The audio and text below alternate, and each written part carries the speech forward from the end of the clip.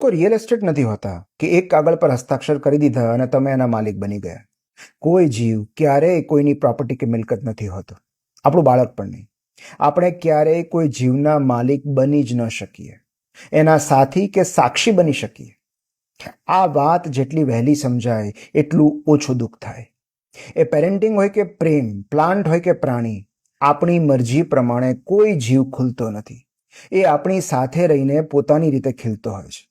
Dog ઓનરને પણ હવે dog parent કહેવાય છે, because we cannot on a life. કોઈ જીવને જેટલી વધુ તીવ્રતાથી પકડી રાખવાનો પ્રયત્ન કરીએ છીએ, એ સંબંધ એટલો વધારે તૂટતો જાય છે.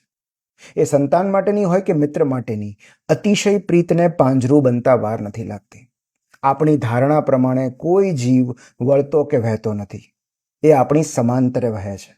એના વહેણ, વાઇબ્સ કે વિચારો ક્યારેય આપણા કાબૂમાં નથી હોતા. માટે એમના પર આધિપત્ય નહીં, આત્મીયતા જતાવી શકાય. લોકો સ્થાવર મિલકત નથી હોતા, એટલે વધારે માવજત માગે છે. ક્યારેક કશુંક ગુમાવવાની સૌથી સરળ અને ટૂંકી રીત એમને પકડી રાખવાની હોય છે.